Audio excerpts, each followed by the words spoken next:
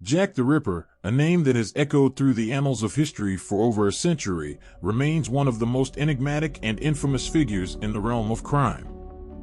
The unidentified serial killer terrorized the impoverished district of Whitechapel in London's East End during the late 19th century, leaving a trail of brutal murders that continue to captivate the imagination of people worldwide. With an air of mystery and a legacy shrouded in both myth and fact, Jack the Ripper has become the embodiment of Victorian-era dread, a symbol of the darkness lurking beneath the veneer of a rapidly industrializing society. The Ripper's reign of terror commenced in the late summer and autumn of 1888, when London was grappling with a confluence of social, economic, and technological changes. The city was a sprawling metropolis, the epicenter of the British Empire, but within its shadows lurked abject poverty and squalor. The Whitechapel district, where the murders took place, was a melting pot of humanity, housing a teeming mass of immigrants and destitute residents struggling to eke out a living. It was a place where life was cheap and violence and crime were commonplace, making it an ideal hunting ground for a killer who could slink through the darkened alleyways unnoticed. The Ripper's victims were predominantly impoverished women who had turned to a life of destitution and often resorted to prostitution. 5 canonical murders, committed between August and November 1888, are attributed to Jack the Ripper. The victims, Mary Ann Nichols, Annie Chapman, Elizabeth Stride, Catherine Eddowes, and Mary Jane Kelly, all met gruesome ends. Their throats were slashed, and their bodies mutilated in a manner that spoke of a cold, calculated sadism. The brutality of these murders sent shockwaves throughout Victorian society, and the press began to sensationalize the crimes, giving the killer his enduring moniker. The police investigation into these horrific murders was led by Inspector Frederick Aberline and Chief Inspector Donald Swanson. They faced immense pressure to capture the elusive killer who left no witnesses, few clues, and seemed to possess an uncanny ability to elude the authorities. The Ripper taunted the police with a series of taunting letters, one of which, known as the Dear Boss letter, was widely publicized. The authenticity of these letters remains a subject of debate among historians and criminologists. The identity of Jack the Ripper, whether the killer was indeed a man, woman, or a group of individuals, remains a subject of conjecture to this day.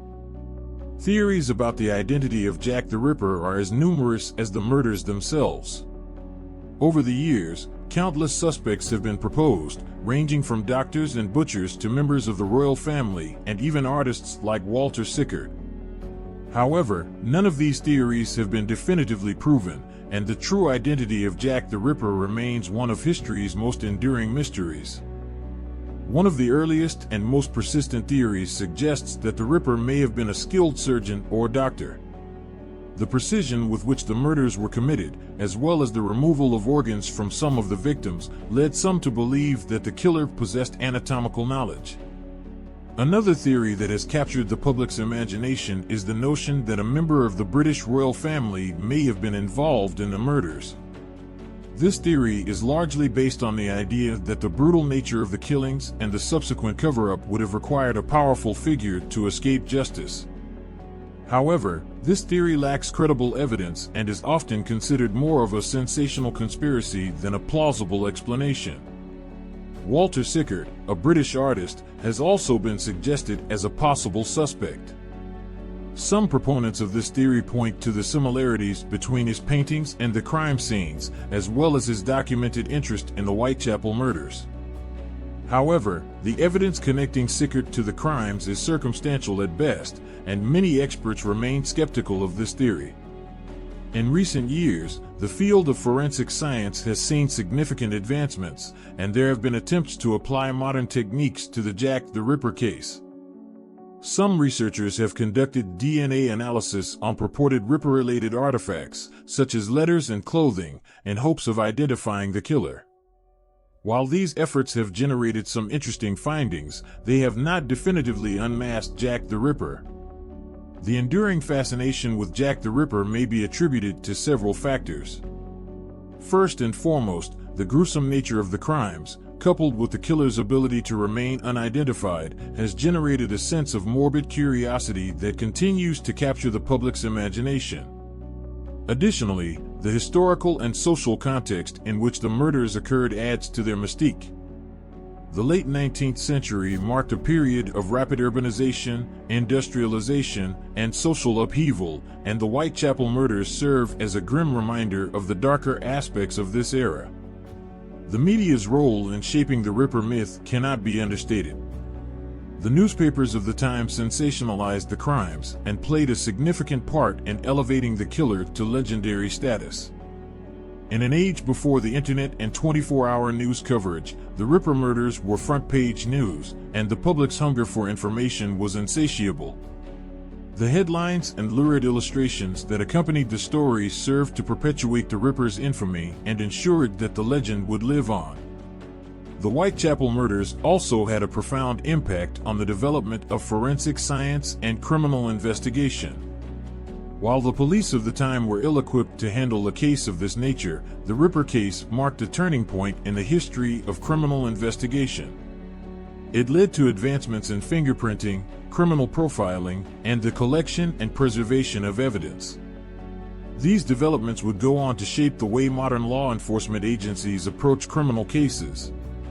In 2019, there was a significant development in the Jack the Ripper case when a team of researchers claimed to have identified the killer using DNA evidence. According to their findings, the DNA extracted from a shawl believed to belong to one of the victims matched that of a distant relative of Aaron Kosminski, a Polish immigrant who lived in Whitechapel at the time of the murders and was a known suspect.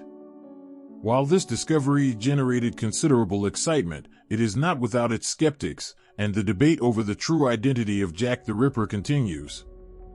The enduring fascination with Jack the Ripper can also be seen as a reflection of our enduring fascination with the darker aspects of human nature. The Ripper's crimes are a chilling reminder that evil can exist in the most mundane and unexpected places, and that the line between civilization and barbarism can be thin. In an age when crime and violence are prevalent themes in popular culture, the Ripper's crimes continue to hold a unique and macabre allure. The Whitechapel murders were not just a series of gruesome killings, but a window into the social injustices and inequalities of the time. The victims were among the most vulnerable members of society, and their deaths exposed the callous indifference with which their suffering was often viewed. The Ripper case drew attention to the plight of impoverished women in Victorian London and served as a catalyst for social reform movements. If you found this video informative, make sure to subscribe to our channel for more content.